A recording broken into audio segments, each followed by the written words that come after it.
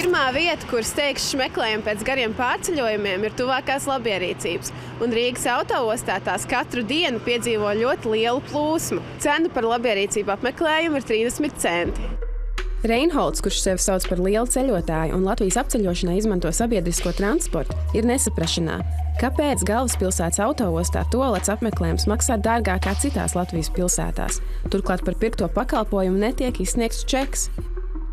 Braukāju riņķi apkārt, man ir tā otrā grupa, es varu braukt pa visu republiku. Tualetē jāiet. Biju Jelgavā, biju Limbažos, biju Valmierā, Ventspilī bija. Visur ir čeka aparāti, dod naudiņu, reiz čeks tev uz roku. Lūdzu, tad es savu darīšanās, ko gribu. Šita ir gadiem, un šita gadi 15 vismaz čekus nedod. Rīgas autoostas labierīcības apsaimnieko 2 uzņēmumi, kur nomā telpas no Rīgas autoostas. Ar pirmā stāva tualeti, ko apsaimnieko Sijās Spožums, nav mierā arī citi aptaujātie autoostas apmeklētāji. Es cenšos neizmantot šo tualeti. Kāpēc? Tāpēc, ka prasa lielu naudu un viņi neatbilst tam. Cik jums liekas būtu atbilstoša cena? Es esmu no Bauskas. Mums tur ir daudz labāk. Tur arī ir tie paši 30 centi, bet es redzu, par ko es maksāju. Jums čeku dod, kad jūs samaksājat? Nē, es pat jau godīgi neprasu čeku. Pārsvarā nedod, cik es esmu redzējis. Kāpēc tā? Jums tikai nedod vai visiem nedod? Visiem. Reti kuram varbūt katram 10. iedod. Kāpēc tā varētu būt? Tā šeit ir. Ir sūdzības, ka nedod čekus parasti. Kāpēc viņi varētu nedot čekus? Bieži vien mēs steidzamies, mums bija kā nevajag, un varbūt arī sava veida biznesu. Kaut ko ietaupa kaut kur, nodokli nesamaksāt. Visi dzīvo kā māk. Ne visiem ir aktuāli saņemt biļeti par labierīcību apmeklējumu, bet mūsu skatītājs Reinholds ļoti rūpīgi uzskaita ikmēneša izdevumus. Tas palīdz plānot personīgo budžetu. Es visus čekus saglabāju. Es aprēķinu, cik es mēnesī nobraucu, cik es varu iztērēt naudiņas, kā jau pensionāram. Man jāskaita katra kapeiciņa. Tas, ka viņiem ir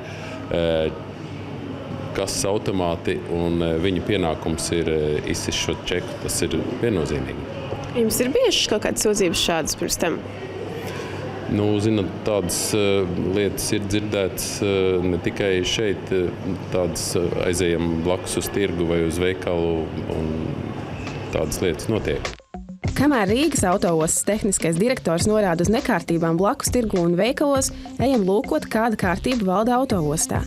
Dienā, kad grozās filmēšanas grupa, pirmā stāva tualetē valda izcila kārtība un arī čekus izsniedz, toties jau pāris dienas vēlāk.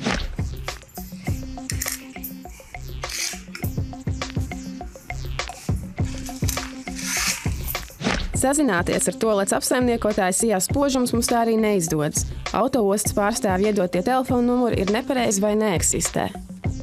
Man saka, ka tas numurs ir nepareizi sastādīts vai neeksistē. Tad meklējiet internetā. Mums tas ir tas pēdējais. Mēs ar viņiem nesazināmies, un vadībai, varbūt grāmatvedībai ir kaut kāds telefons, bet meklējiet internetā, mēģiniet pazinīt, jo tā ir firma, kas sniedz pakalpojumus publiskās tualetes. Bet jums taču vajadzētu būt kaut kam tiešām kontaktam, ja jau jums viņš ir nomnieks. Varbūt arī ir, bet, ja jums tas interesē, mēģiniet sazināties viņu pati saviem spēkiem. Tas, ko nosaucam, tas arī mums bija. Ja nē, tad nē. Agrāk mēģināju, jā. Agrāk, jā. Es viņai prasīju, kāpēc tas čeks nav jādod. Ej ātrāk, citādāk būs nepatikšanas un bikses pilnas.